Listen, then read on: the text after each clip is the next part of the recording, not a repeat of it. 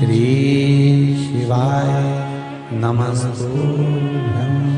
शनिवार की अगर प्रदोष पड़ती है तो शिव शमी के वृक्ष के नीचे रहते हैं। शनिवार की प्रदोष सुख और शांति देती है। शनि प्रदोष जीवन को सुख देने वाली, संतान समृद्धि वैभव देने वाली।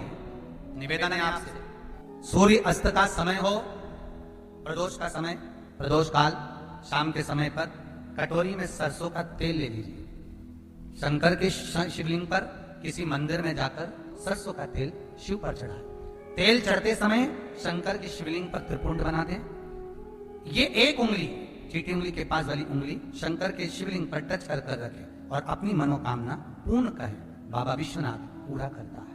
भगवान शंकर के द्वार पर स्वयं शनि महाराज आज मिलने के लिए, और जितने ग्रह नष्ट देने वाले हैं, कारक ग्रह हों, बेकार वृत्ति वाले हों, वो सब आज शनि सबके दोष मिटा देता है। शंकर भगवान के मंदिर में आज शनि प्रदोष के दिन मंदिर में नहीं तो घर में अगर शंकर का शिवलिंग है तो एक दिया अवश्य लगाओ। शनि महाराज जीवन का सुख प्रदान करेंगे, आनंद। शनि प्रदोष, मान लो कोई व्यक्ति पैसे खाकर चले गया, नहीं दे रहा है, तो शास्त्र कह रहा है भगवान शंकर के मंदिर में शमी का पत्र, शमी का पत्ता, शमी पत्र, शंकर के मंदिर में काली तिल्ली के साथ में शमी पत्र, शनि प्रदोष सुख का है। स्वयं शंकर को प्रिय है प्रदोष का व्रत, इसलिए निवेदन है बन सके व्रत करते हुए भगवान शंकर का अनुमोदन करें, जीवन को सार्थक बनाएं। भगवान शिव का स्मरण करते हुए आनंद करते हुए। शंकर सुख की देनी है, शिव आनंद के। कभी जीवन में आपको लग रहा हो कि मैंने 2-3 व्यापार करके देख लिए और घाटा ही घाटा हो रहा है, इसमें मुझे तरक्की नहीं मिल रही है, इसमें मुझे उन्नति नहीं मिल रही है, या कर्जा बढ़ रहा है, घट नहीं रहा, और बहुत कर्जा बढ़ रहा है, तब एक प्रयोग जरूर करिएगा। तब बन सके प्रदोष के दिन एक धतूरा भगवान शंकर के शिवलिंग के ऊपर रख लीजिए। जब तुम्हें लगे कि मैंने 2-3 व्यापार बदल कर देख लिए, चल नहीं रहे, या कर्जा बढ़ रहा है, घट नहीं रहा, तब एक धतूरा भगवान शंकर के ऊपर रख दीजिए। धतूरा रखने का एक नियम होता है। धतूरे की जो डंडी होती है, देखिए छोटी सी डंडी होती है धतूरे में, वो डंडी धतूरे की आप जहां बैठे हो उससे विपरीत होना चाहिए। धतूरे की डंडी आप इधर बैठे हो तो धतूरे की डंडी उधर हो। अपने को लग रहा है कि व्यापार मैंने बदल लिया, 2 बार 4 बार 6 बार व्यापार बदल के देख लिया और कर्जा बढ़ रहा है, पर व्यापार भी नहीं चल रहा। फैक्ट्री डाली वो भी चल बंद हो गई, दुकान डाली वो भी बंद हो गई, कुछ काम करा वो भी बंद हो गया। जहां संबंध के लिए जाते हैं संबंध नहीं होता है, बेटा बेटी बड़े हो गए उनका कहीं जम नहीं रहा, बहुत प्रयास करके देख लिया पर वो नहीं रहा। तो प्रदोष के दिन धतूरे को रखिए, पर डंडी विपरीत दिशा की ओर हो, और एक लोटा जल धीरे धीरे उसी धतूरे के ऊपर आप चढ़ाना प्रारंभ कर दीजिए जो शिवलिंग के ऊपर रखा हो।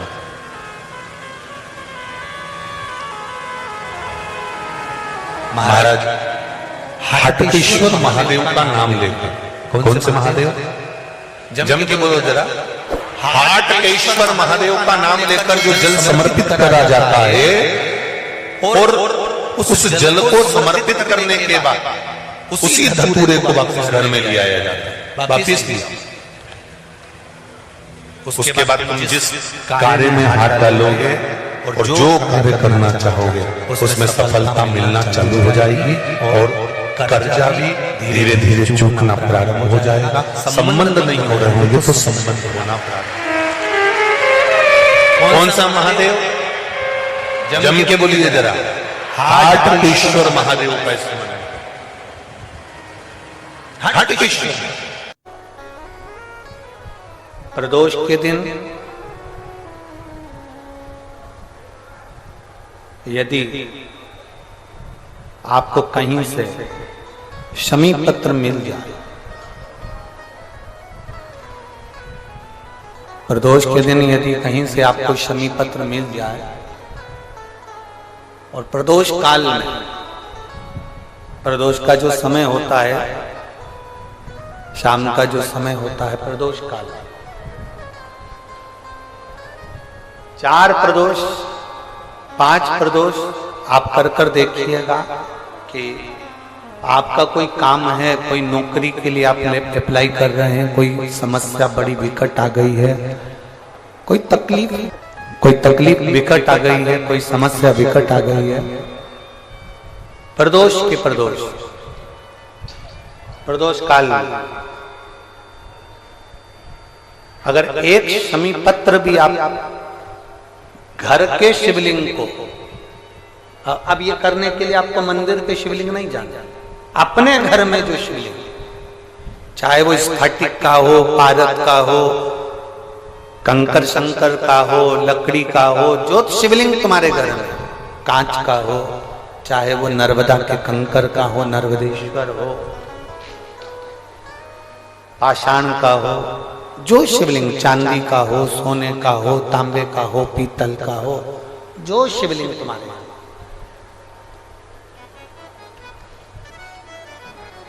एक शमी पत्र यदि आप भगवान शंकर के शिवलिंग पर समर्पित कर रहे हो और उस शमी पत्र को उठाकर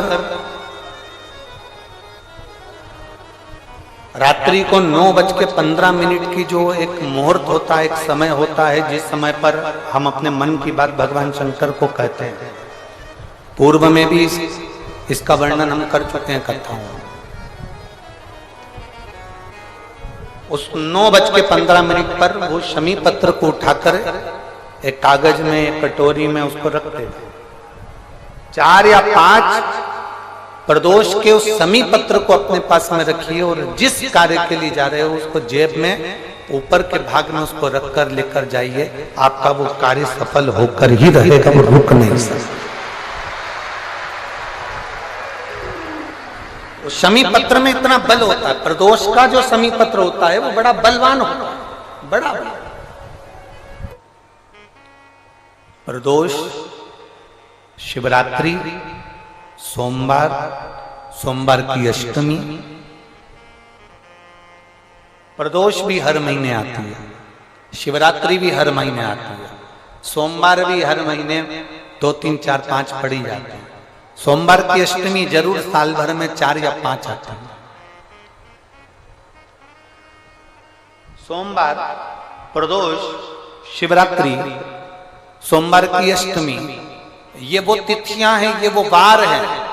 अगर कोई भूल से भी शंकर भगवान के शिवलिंग का निर्माण करता है या अपने घर में रखे हुए शिवलिंग पर शमी पत्र को समर्पित कर देता है तो जिंदगी में उसका बाल बांका हो ही नहीं सकता है।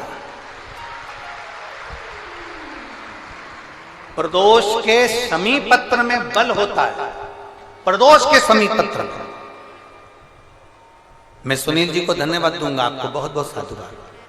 ये प्रदोष के दिन का आपको बधाई कल हमने दी थी कि प्रदोष की आपको बधाई हो। प्रदोष शाम का जो समय होता है, प्रदोष काल जो होता है, उसका वर्णन जब हम करते हैं, ये प्रदोष की पूजन का विधान किसने बनाया, ये प्रदोष की पूजन का नियम किसने बनाया, ये प्रदोष की संध्या काल का, प्रदोष के समय का पूजन का विधान कौन बनाया, ये प्रदोष के समय पर एक बेलपत्र चढ़ाने का विधान किसने बनाया, प्रदोष के समय पर एक शमी पत्र चढ़ने का विधान किसने बनाया, प्रदोष के समय पर अगर मान लो कोई भिखारी से भिखारी व्यक्ति भी है जो ठेला चला रहा है, उसके पास में खाने के लिए कुछ नहीं है, फटे कपड़े पहन रहा है, उसकी जिंदगी में कुछ भी नहीं बचा और कर्जे में लदालूम हो गया, एक चावल का दाना अगर वो प्रदोष के दिन, प्रदोष काल में शाम के समय पर शंकर के शिवलिंग पर चढ़ा देता है तो 3 या 4 प्रदोष में उसका कर्जा चूकना प्रारंभ हो जाता है। प्रदोष का विधान इतना ये प्रदोष का वर्णन करा किसने, इतना प्रदोष की महत्वता बताई किसने, कौन करे इतना वर्णन।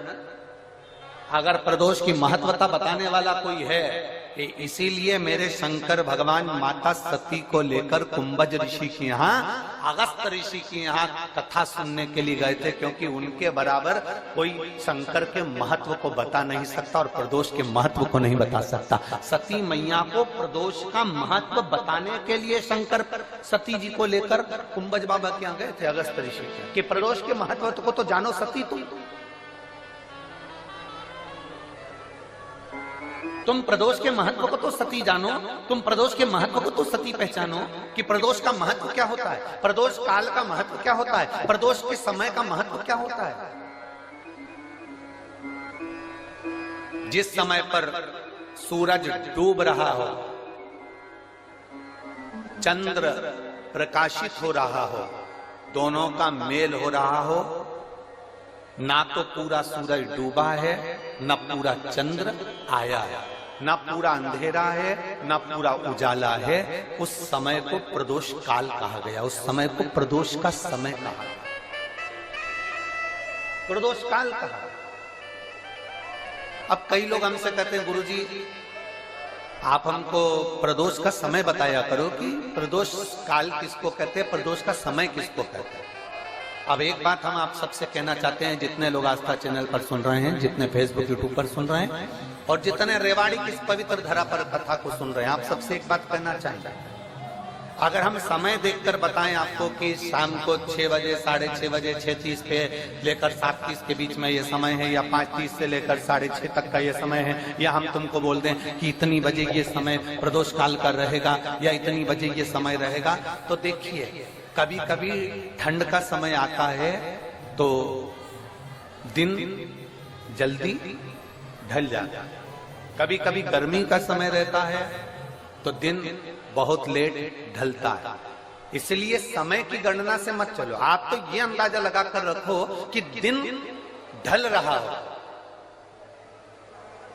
अंधेरा होना शुरू हो रहा हो, सूरज डूब रहा हो, चंद्र प्रकाशित हो रहा हो, अंधेरा अपना काम कर रहा है, सूरज ढलता जा रहा है, दिन कम होते चले जा रहा है और अंधेरा थोड़ा बढ़ते चले जा रहा है। इन दोनों का जो मिलन का समय हो, अब वो कितनी भी बजे, आप तो बस उसके मिलन का समय निकाल लो, वही समय प्रदोष काल कहलाता है, वही समय प्रदोष काल। सुनना महाराज, सोमवार की प्रदोष पड़ती है तो शंकर भगवान कैलाश पर निवास करते हैं, मंगलवार की प्रदोष पड़ती है तो शिव काशी में निवास करते हैं, बुधवार की प्रदोष पड़ती है तो शिव रजत भवन में निवास करते हैं, गुरुवार की प्रदोष पड़ती है तो शिव गंगा के स्थल पर निवास करते हैं, शुक्रवार की अगर प्रदोष पड़ती है तो शिव नीलकंठ पर विराजमान होते हैं, शनिवार की अगर प्रदोष पड़ती है तो शिव शमी के वृक्ष के नीचे रहते हैं, और रविवार की जब प्रदोष पड़ती है तो शिव बेलपत्र के पेड़ के नीचे निवास करते हैं। महाराज, ये एकादशी शंकर से कह रही है कि आपका स्थान ये नहीं कि आप कैलाश पर मिले, उस बार को, उस तिथि के दिन, उस अनुकूल।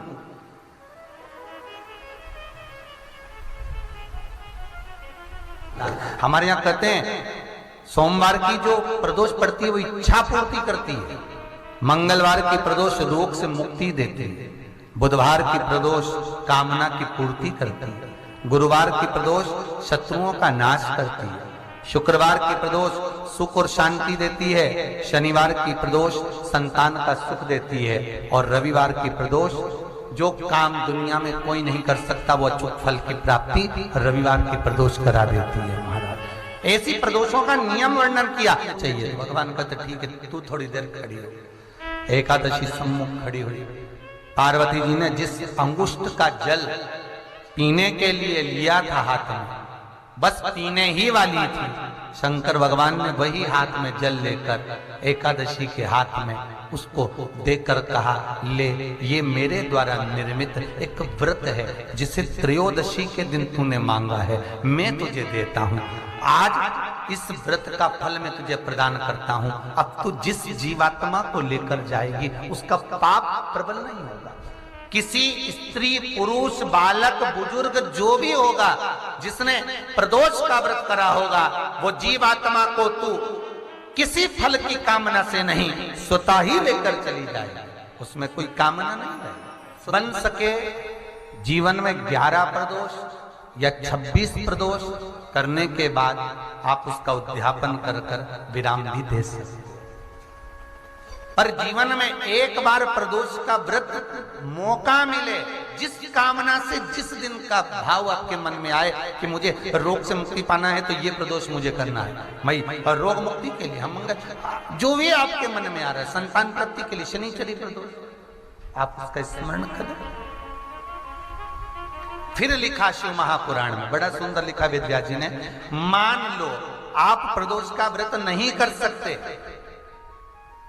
आप अगर व्रत नहीं कर सकते तो प्रदोष के दिन, प्रदोष काल में शाम का समय सूर्यास्त का कुछ पल, कुछ घड़ी के पहले से लेकर बाद तक का प्रदोष काल के अंतर्गत आप शंकर जी के मंदिर में जाकर 1 लोटा पानी, 5 बेलपत्र भी अगर समर्पित करते हैं तो संपूर्ण प्रदोष का फल आपके भाग्य में प्रबल हो जाए।